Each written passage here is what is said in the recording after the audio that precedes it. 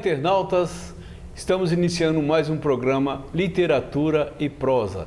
E a prosa hoje é sobre palestras. Para isso, eu estou aqui com Kendi Sakamoto. Muito obrigado pelo convite. Obrigado pela sua presença. Kendi, eu gostaria que você falasse sobre palestras, como que isso aí surgiu na sua vida e como começou a ser chamado para dar palestras sobre determinados assuntos da sua profissão, né? Ok. Marcos, gratidão aí pelo convite, tá? Na realidade, a primeira palestra que eu dei assim, para muitas pessoas, foi quando eu li o livro Sertões, de Euclides da Cunha. Ah, sim. E eu estava no ensino médio, que chamava colegial na época, e a professora português pediu para eu comentar alguma coisa. A palestra. E foi tudo bem. Depois eu dei palestras assim, mais fechadas. Sim. Né? E quando eu era engenheiro da Telesp, tinha um evento chamado RNT, que é da Revista Nacional de Telecomunicações, do Eftevão Siqueira, que já nos deixou agora recente, e era um evento muito concorrido. E aqueles pagos, né, muito caros. Né? Sim. E normalmente só a diretoria que ia. E uma vez, um dos diretores não podia ir e acabou gerando uma vaga. Né? Eu era um engenheiro que eu tinha disponibilidade naquele dia. E tinha o conhecimento do assunto? Não, eu não fui dar palestra, eu fui só assistir. Eu fui só assistir. Foi assistir a palestra. E era sobre satélite, comunicação via satélite. Comunicação. Uma das primeiras, um primeiro evento sobre comunicação via satélite. E eu sentei bem na frente e do meu lado tinha um jornalista de um importante jornal de São Paulo. E ele estava com o bloquinho lá fazendo anotações. Né? Então, foi convidado uma pessoa de fora do país, né, que chegou, deu a palestra, teve tradução simultânea e no final teve as perguntas. Então esse jornalista levantou a mão e falou assim, por favor, para que existe o satélite? E o palestrante, olha, o satélite está numa órbita geoestacionária de 36 mil quilômetros de altitude, né? Então, uma chamada daqui para o outro lado, ele demora 72 mil quilômetros, não sei o que e tal. Aí eu levantei a mão, né? E aí o falou, não, calma, depois você vai ter oportunidade de perguntar. Eu falei, não. Você levantou a mão para questionar. Eu falei, olha, ele não está respondendo o que ele queria. Entendi. Né? E você demonstrou conhecimento do assunto. Aí o mestre de cerimônia falou assim, e por acaso o senhor sabe a resposta? Eu falei, olha, eu posso ajudar. Aí ele falou, pois não, eu levantei e falei assim, só existe o satélite porque a onda não faz curva. Então a Terra é redonda, para a gente mandar uma mensagem para o Japão que é do outro lado, você precisa de um anteparo para poder a onda bater lá e chegar lá embaixo. É para isso que existe o satélite.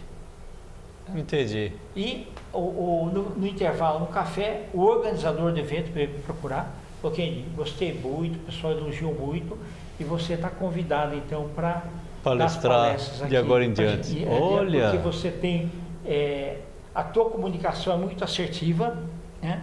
E chega ao ponto.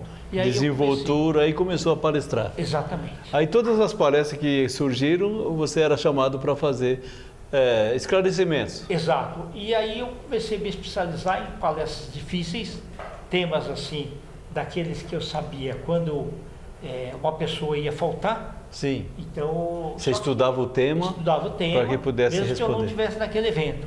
Entendi. Mas muitas vezes era o seguinte, me ligava às 9 da noite, eu não estava nem no evento. Porque o fulano de tal que vai fazer a primeira palestra teve um problema no voo, você pode dar palestra? Substituir. Ele é de Uberlândia e não vai poder vir. Falei, qual que é o tema? Falou, crédito e cobrança. Falei, pode deixar. Aí à noite eu já fiz Você preparava tudo? Isso, a palestra. E do outro dia eu pensei, eu preciso descontrair um pouquinho o pessoal. E cheguei e falei assim, pessoal, quando o Cabral chegou no Brasil, ele falou, terra à vista ou terra a prazo? Para soltar do programa soltar. Que você ia falar. Exato. Entendi. Agora, geralmente é um pessoal de uma cultura elevada que vão nessas palestras, né? Em alguns eventos e vem pessoal de fora. Como você lida com isso? Porque o internacional, o pessoal de fora de outros países, eles geralmente cobram um pouco mais porque acha que o conhecimento daqui é escasso. não é verdade? Verdade. Como você passou a lidar com isso? Então, é assim, eu comecei a dar palestra na América Latina, só que eu dava palestra em inglês, Sim. né? Você dá uma palestra em inglês, e eu acabei depois dando várias palestras nos Estados Unidos, Sim. África, França, Alemanha, Inglaterra, Japão. Então, uma palestra internacional, que você é convidado alguns meses antes, você quase que decora a palestra. Agora, passa a no ser final, uma fala, eu né? fico pensando o seguinte, além de eu ficar me atualizando até o penúltimo dia, né, porque muda, né, a tecnologia assim muito rápida, eu fico pensando o seguinte, que tipo de pergunta eles poderiam fazer? Fazer para mim. Você estudava, mentalizava as perguntas que eles poderiam fazer. Era muito importante, eu já encaixava A resposta a naquela... resposta e muitas vezes não tinha pergunta. Ah, tá, mas Sobre o se tivesse a pergunta, você estava preparado. Só a meu respeito. Sim. Né? Agora, a gente tem que estar muito preparado. Teve uma vez, foi em Brasília, foi um evento que era de 3 dias, só que no primeiro dia eu não consegui ir. Né? Tive uma reunião muito importante para fechar o negócio, eu cheguei lá às 5 horas da tarde. Cheguei no local do evento, estava todo mundo saindo, 5h30 mais ou menos. Eu falei para o organizador, como é que foi hoje aqui? Ele falou que foi muito bacana. Eu falei, quantos lugares tem aqui? 300. Quantos inscritos? 280. Eu falei, casa cheia. Eu pensei o seguinte, falei, as primeiras filas vagas e o resto tudo cheio, é isso? Ele falou, é isso daí. Eu falei, o que mais que você notou? Ele falou assim, olha, trouxemos pessoal de vários estados do Brasil, inclusive de São Paulo, mas o pessoal não sei se é porque autarquias, governo, essas coisas, né? Eles não aplaudiram. E seria sobre tecnologia? Não, a palestra? Esse daí era sobre consciência humana. Ah, tá. Né? E eu falei, olha, é que isso daí é culpa do mestre de cerimônias, né? Que o pessoal não ter aplaudido. Mas foi bom que você tenha me falado. Mas no caso aí, consciência humana está relativa à psicologia, então. Psicologia, exatamente. Tá. Porque assim, apesar de eu ter feito 2 engenharias, eu fiz 7 pós-graduações na área de humanas e fiz mestrado e doutorado na área de humanas também. Rapaz, isso é uma enciclopédia aqui, gente, que nós estamos falando com uma enciclopédia. Entre os livros que eu organizei, escrevi capítulos, escrevi próprios 27. Sim. E eu esse ano, fiquei 3 meses olhando para o chão, mas eu rascunhei a estrutura de 8 livros, que devem sair até o final. Esse período que você esteve afastado aqui? Exatamente, 90 dias. Você rascunhou 8 livros? 8 livros. Olha, gente, isso aqui, tecnologia passa longe desse homem aqui. Ele está à frente da tecnologia. Mas assim, tem um pessoal, sei lá, às vezes até para testar o palestrante, né? Faz perguntas assim que não é pertinente ao assunto. Você lida com isso? Lido. Deixa eu só complementar aquele outro lá, porque foi importante, tá. né? Eu ter ido lá no evento. Eu falei, muito obrigado. Eu saí, fui comprar algumas coisas. Minha palestra no primeiro dia, no dia seguinte, às 9 da manhã. E eu cheguei, né, antes, coloquei minhas coisas ali e esperei o pessoal sentar. O mestre de cerimônias me apresentou. E eu falei, pessoal, quem de vocês tem um sonho? Quem de vocês tem um sonho? Aí todo mundo levantou a mão. Tá. Quem tiver a coragem de sair da zona de conforto e ocupar essas cadeiras aqui, eu dou um sonho para vocês. E daqui a pouco, aí vieram encher as cadeiras, eu peguei, abri um pacote de sonho de valsa. Você tinha comprado na padaria? Comprado lá e desenvolveu um distribuiu o pessoal que estava no gargarejo ali. Exato. Né? Aí comecei a palestra e falei, pessoal, eu soube que ontem vieram pessoas muito importantes, mas sei lá, por alguma razão, vocês não aplaudiram. Então, eu fiquei sabendo, e uma coisa que talvez me chateie muito é eu chegar e ninguém me aplaudir. Então vamos combinar o seguinte, vocês me aplaudem agora, né? Eu dou a palestra e aí tudo bem, mas para mim não tem problema, no final não precisa. O pessoal aplaudiu, no final da entrevista aplaudiu também, e aplaudiu todos os outros palestrantes também. Entendi. Né? Então você tem que procurar cativar o público. Né? E a outra pergunta que você me falou é assim, por mais que você treine qual tipo de perguntas eles podem fazer, às vezes a gente surpreende. E eu cheguei no evento, no Anhembi, que era muita gente, e Cheguei no período da tarde, eu gosto de ver todo o evento, mas muitas vezes não é possível. E um pouco antes da minha palestra, eu cheguei lá e falei assim, escuta, o que teve diferente aí hoje? Falou, tá vendo aqueles 4 lá? O de amarelo lá, tal, assim?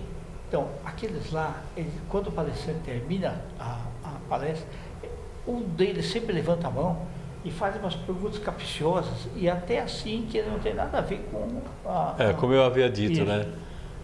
Eu falei, tá bom, obrigado. E aí eu dei a palestra. Normal. Quando minha cerimônia abre para as perguntas, né? Dois daqueles lá já levantaram a mão. Né? Eu falei, pessoal, eu queria combinar uma coisa com vocês. Vocês podem me fazer as perguntas que vocês quiserem, eu respondo as que eu quiser. Tá combinado? Aí eles fizeram perguntas mais brandas. Porque então estavam lá realmente para testar. Testar, né? Colocados para testar mesmo o palestrante. Isso, tal. exato. Nossa, que é impressionante. E você domina o inglês, domina o português e qual outra língua você domina? Olha, japonês eu entendo um pouquinho só. Que era para ser a prioridade. Mas é que eu tive que priorizar português, porque na época que eu estudei, meu pai falou, olha, você tem que saber brasileiro melhor que os brasileiros, para você vencer aqui. Para falar o português corretamente, né? E eu fui diretor do Grupo Telefônico de Espanha, sim. Aí um pouquinho de espanhol, mas assim, mesmo para palestras, é mais difícil. Eu procuro fazer mais inglês mesmo. É mais fácil do que o espanhol. Eu trabalhei 10 anos na corporação American Express. Sim. Então eu tive que usar bastante o inglês. E mesmo no grupo telefônico, que é uma empresa internacional, também as reuniões normalmente eram em inglês. Nossa, que fantástico. Então a sua trajetória como palestrante não é de hoje, ela vem desde... Exato. Não é todo lugar que a gente dá palestra que eles dão certificados. Ah, sim, mas a maioria sim. 160 certificados? 160 certificados. Gente, 160 certificados de palestrantes. Eu dei uma palestra só na minha vida, eu já estava achando que era grande coisa. Então, o homem tem 160 certificados. Agora, você continua fazendo palestras? É chamado para palestras, sim, tudo? Além das palestras empresariais, né, sobre diversos temas, as palestras empresariais eu procuro fazer primeiro um tipo de anamnese. Ou seja, qual a aflição que vocês estão tendo nesse momento? Eu vou adaptando o tipo de palestra para aquele tipo de público. Então você analisa o público para poder... Exatamente, para poder superar as expectativas. No geral, então, você coloca os caras no lugar deles. Exato. Para que eles possam... E tenha um caminho, uma trajetória melhor para conseguir atingir os seus objetivos. Rapaz, é fantástico. O Marrocos, mas o que eu mais gosto é palestras voluntárias para alunos de último ano de ensino médio público. Sim. Porque, infelizmente, a noção de mundo deles é muito ruim. Principalmente da rede estadual, porque eles não têm uma orientação. Não tem, eu falo isso de cadeira porque 30 anos de magistério. Sim. Então, o pessoal não tem uma preparação. Para você procura dar alguma orientação para eles, né? Mas, mesmo assim, deveria ter um programa de apoio. Exato. Com relação a isso, não é verdade? Então, como não dá para atingir todo mundo, eu criei a TV Relacionamento, né? Principalmente o programa Gestão Executiva, que é todas as áreas do conhecimento. Né? O site novo, né, o streaming, ele vai ter o seguinte, além da programação normal, ele vai estar dividido uma parte em humanas, exatas, biológicas e tecnológicas, para que seja um pouco mais assertivo, entendeu? Então, a pessoa vai entrar assim, direito, aí entra direito civil, direito médico, né? E todas as áreas do conhecimento eu vou procurar. E a parte da literatura, ela expande todo o conhecimento. Exatamente. Porque a literatura, ela abrange tudo, né? Exato. Todas as áreas. Eu sinto que minha missão, meu legado, é procurar ajudar as pessoas a terem um futuro melhor. E através da palestra, através do estudo, que eu sempre digo que o estudo é que eleva a pessoa pode ter um desenvolvimento maior, porque uma palestra, ela é importante. A pessoa ouve, por exemplo, se 5 pessoas de 300 absorverem o que você fala aí, já é um grande progresso, né? Porque eles vão transmitir para as outras pessoas. Exatamente, Então, esse ano eu vou completar 71 anos de idade, mas eu quero que Deus continue me dando saúde para eu poder ajudar as pessoas nesse caminho aí, para que tenham um desenvolvimento melhor. Ele há de fazer isso sim, eu tenho certeza. Gente, eu conversei aqui com Kendi Sakamoto, palestrante, um homem formado de um conhecimento vasto de vários assuntos. Kendi, obrigado pela sua presença, obrigado por ter vindo aqui. Tal. E assim nós encerramos mais um programa Literatura e Prosa. Obrigado, abraço e até a próxima.